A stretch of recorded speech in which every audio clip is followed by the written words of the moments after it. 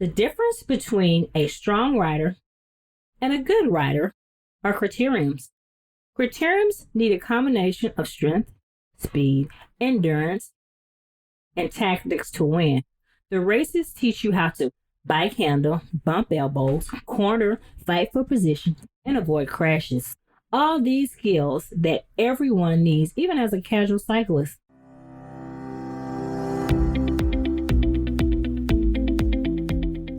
Welcome to Running is Cheaper Than Therapy podcast. I am your host, Dr. Weta L. Brown. I inspire and promote movement. I explain how running adds to life from a mental wholeness aspect, how obstacles can be overcome in life to make it to your finish line. Welcome to Running is Cheaper Than Therapy, Season 2, Episode 21. Thank you for all of your support. I made it through Season 1. I'm excited about this season. Today, I'm going to talk about one of my favorite things to do, although I have a lot of things that I love to do. We're going to talk about cycling today and a specific aspect of cycling, which I will get into momentarily. I started seriously cycling in 2017. I had always ridden a bike. I had my Kmart special when I was younger. My 10 speed progressed to a 15 speed, and that progressed to a hybrid. When I moved to Chicago, I bought a track hybrid to ride with my ski friends, mainly on the lakefront. In 2017, I started being a little bit more serious about cycling. Thanks to my godson, I actually signed up for a triathlon. It had been on the bucket list for a while. I talked in detail about how he was my motivation to start racing in episode 2, Out of the Mouth of Babes. My journey to cycling started with me looking for the perfect road bike. I went to 3 bike shops and test rode a half dozen bikes. The bike I loved the most was a red and black Trek SL El Manda. I found it at a bike shop by my house, but it was out of my price range. So, divine intervention, I actually saw the exact same bike on a triathlon site on Facebook. The bike was relatively new. The person who purchased it unfortunately had a stroke. I bought the bike for a little over half the retail price, so it was a great deal. The bike was shipped to me, and I took it to the bike shop to get it assembled. It was a thing of beauty. It actually came with clips, SRC clips. They were one-sided, so I didn't have to fully commit, but I did. I was all in.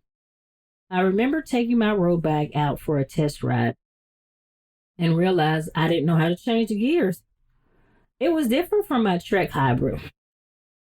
I had to pull over and find a YouTube channel to figure out how to change my gears. I was successful and made it back home uninjured, and I was able to clip without any ill effects. I then figured it was time to join a cycling club. At first, I was intimidated. I've heard of Major Taylor Cycling Club of Chicago, but I really didn't know about cycling, serious cycling. The ride that closely fit my schedule was a 6 a.m. ride, so I registered and showed up the following day with my new baby. I was told by someone in one of my triathlon groups that I had to name my bike. So I named my bike Cece, Crimson Cycle, and she was ready to roll. I had my helmet, which is a requirement of Major Taylor and a personal requirement. I've seen too many head injuries, occupational hazard. I also had a light backpack. I was totally clueless. I had no idea what I was about to get into. I thought I read the ride description, drop ride, no drop ride. I had no idea what it meant at the time, which I will explain a little bit later. It was a no drop ride. The ride leader welcomed me and asked, was I comfortable with a paceline? I'll explain what that is. momentarily as well. I laughed and said, I don't even know what a paceline is. So the answer is no. He took me and we rode together. He taught me the basics. The other group did their normal ride and we met at the end. I had made it through my first ride. The next time I showed up, which was Thursday of the same week, I had issues with my clips. They were loosening and my foot kept slipping out. So I slowed down to see what was going on. I looked up and the group was gone.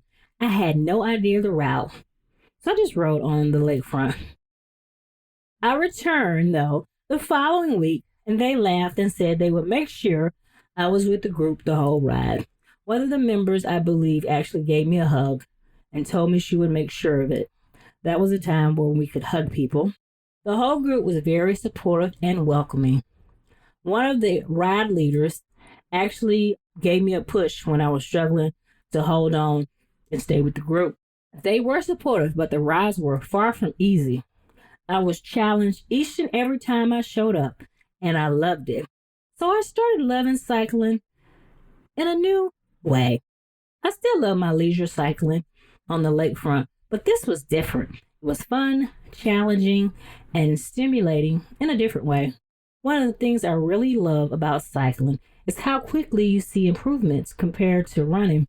My tri coach actually told me, although I had been running for years, that I was a cyclist who runs versus a runner who cycles.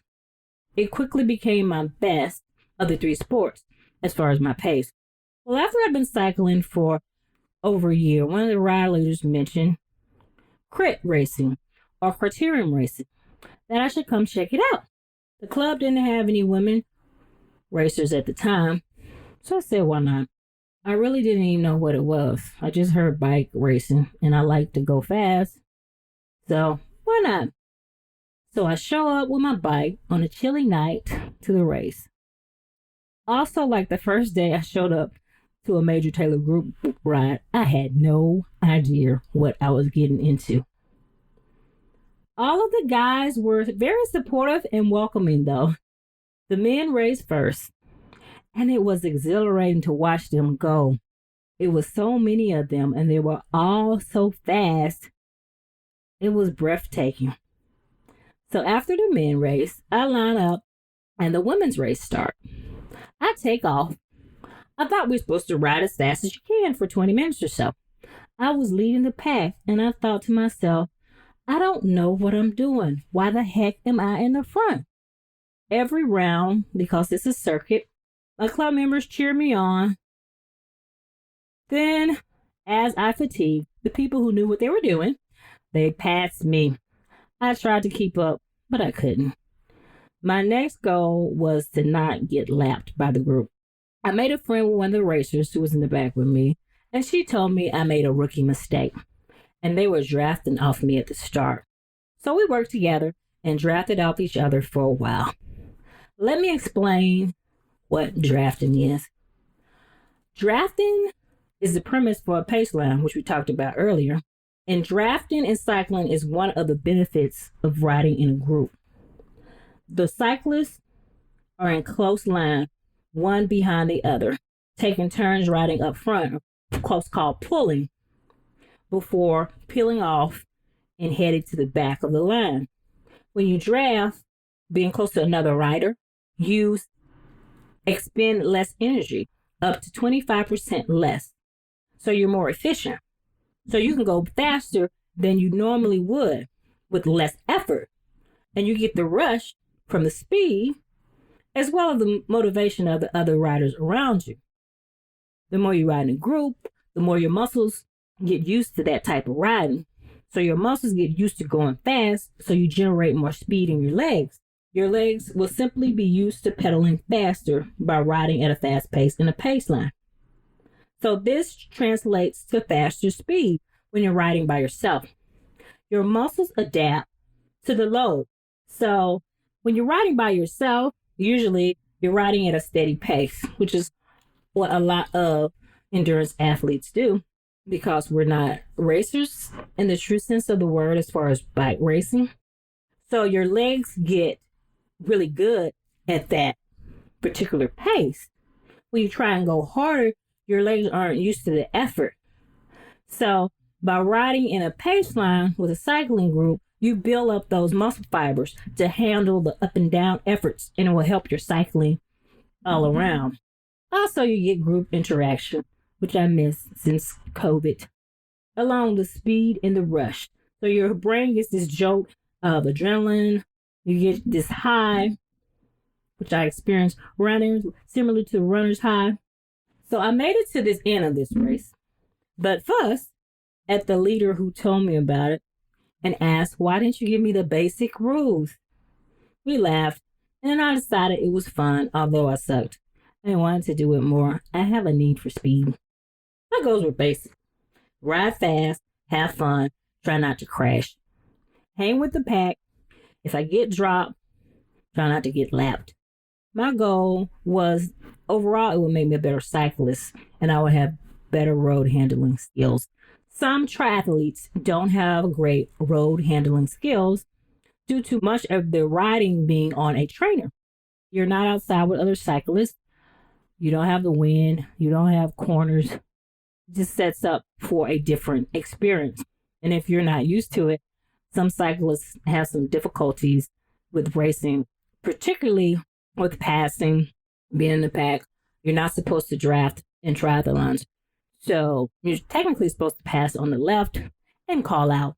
And being a member of Major Taylor taught me great safety as far as calling out so cyclists would know when you pass them.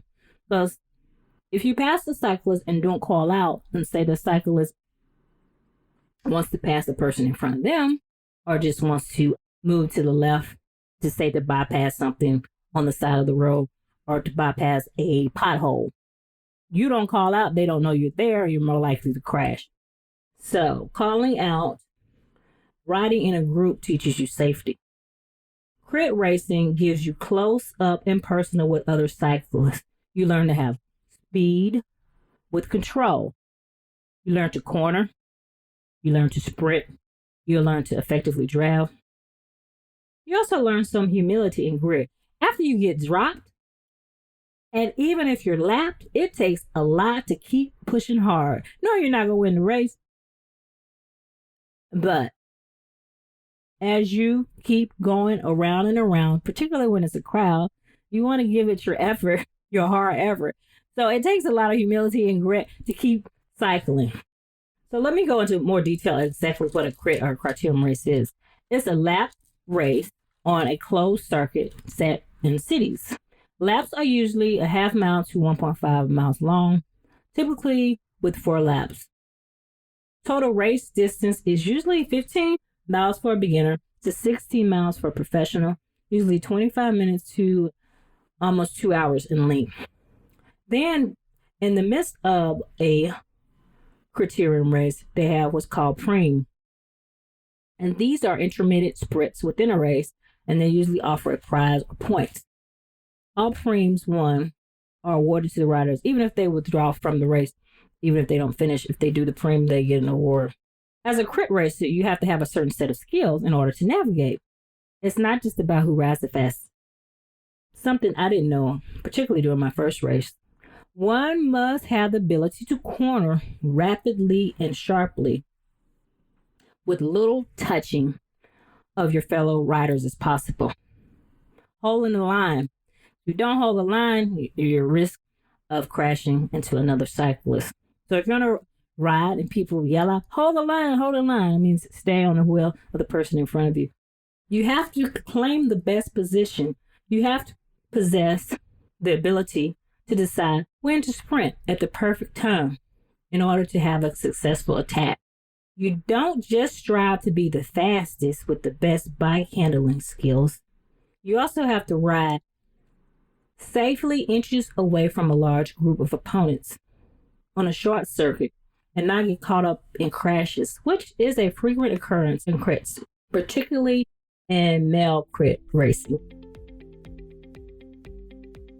Season 2, I will start a new series called Ask the Doc. If you have questions related to musculoskeletal injuries or musculoskeletal health, please send me a voicemail. Go to my website at www.weouilove.com. Click on the tab Voicemail, leave your voicemail, and select messages will be aired and answered on the segment. Now back to the episode. I love this quote by Frankie Andrea. The difference between a strong rider and a good rider are criteriums. Criteriums need a combination of strength, speed, endurance, and tactics to win. The races teach you how to bike handle, bump elbows, corner, fight for position, and avoid crashes. All these skills that everyone needs, even as a casual cyclist. In the races, partnerships are formed and broken, and it becomes personal because no one wants to lose. These stories are played out every time the rider turns their pedal from start to finish. Revenge is always on their mind. In order to race criteriums, you need a license. You can get a one-day license to just try it out, or you can get a license for a season. They're about $100, and they're different categories. As a beginner, you're a Cat 5. After 10 races, you can upgrade on experience to go to a Cat 4. So Cat 3 is usually based on results. To Cat 2, again, results. It gets harder the further along you go. Cat 1s are elite at the national team level. In order to be good at criterium races, again, there are several things that you need to do. You need to have pre-race preparation. Prior to the event, you need to be mentally prepared by researching the race course and the competition. So if you race a lot, you know who's going to be there. If you're doing a race, you should make sure you get there early enough in order to warm up. I made another mistake in another race while I was running late. The race hadn't even started when I got there. Understand the race route, whether they're hills, how many turns, the condition, the wind direction. If you race on a frequent basis, look at the registration list to assess your components. Again, warm up. You don't want to go too fast because you don't want to wear yourself out, but you want to get your heart rate to the threshold. You want to increase blood flow to your muscles. You want to get your body and your mind prepared for that high intensity racing that you're about to do. And crit racing, position is key. So get there early, line up close to the front. So the goal is to be there at least 10 minutes early, but upwards of 40 minutes before the race starts. If you're at the front of the race, you don't have to waste time trying to maneuver your way up front. The goal is to move forward. So try to maintain your position each circuit. And you really have to pay attention. You just can't concentrate on just riding. You need to pay attention to your opponents. It particularly is helpful if you have a team because you can strategize. One person may be better in sprinting. One person may be better in short bursts or attacks. One person may be better in just as far as overall endurance. So if you know your strengths, you can work together and for a team win versus an individual win. Again, don't be afraid to ride near the front. You might get some of the win, but if you're in front, you don't have to maneuver your way to get up front. Aim to stay within the top 10 wheels. It's a strategy to racing, so the best racers know when to attack. When attack is, let's say, around a corner where some people slow down, they speed up so they can break away from the group. So if you know someone's going to attack, you want to stay in the wheel so you can stay in the game. Conserve your energy. You don't want to burn too many matches. Every time you go out for a burst of energy, you're losing that momentum. You're losing that energy. So say if you're cornering, you know someone is going to attack, stay on their wheel. So you're going to lose you're going to use less energy than they are. So they're going to burn a match trying to attack and break away from the group. If you hang on to them, you're conserving energy. And try not to break and then accelerate, because you lose momentum. If you can draft and pay attention to the speed of the group in front of you and kind of anticipate attacks, you'll be more efficient, because the game is to be efficient and don't show off. What may fuel your ego may lose you the race. You just want to show off and pass someone. Every move you make needs to be calculated. Again, it's all about efficiency. You want to make sure you stay with the pack, you stay in the front, particularly the last lap. The last lap, you want to be within the first 5 wheels. And if you race the course before, you have an advantage. Know like the fastest route. You may want to be on the right side, the left side, the middle. If you've ridden the course before, you know what actual route is the fastest for you. And practice sprinting, which I'm not great at. The last few minutes of our ride with Major Taylor, we sprint to the end. And it kills me. And I'm not great, particularly out of the saddle, meaning standing up. You need that at the end of a criterium race if you want to win. I have raced 6 or 7 races. I have podiumed twice. It was a mixed race. When I say mixed race, it was male and female. And there were only 2 females. So I got 2nd place. I still got a medal. And I learned something from racing. I plan to crit race again this season, if we have a season. I think it, again, helps my overall cycling. I love going fast. I love the bike handling skills. I wish I had a team here in Chicago. But I race by myself with my club. There's 1 or 2 women that race with our club, but I'm not sure if they're going to race this year. So maybe we'll increase that number and have a team and be more efficient. So this is an episode about crit racing. Why I love it. Why I kind of love it. I am an adrenaline junkie, and I'm not sure where it came from, but thank you for listening. That wraps up this episode of Running is Cheaper Than Therapy podcast.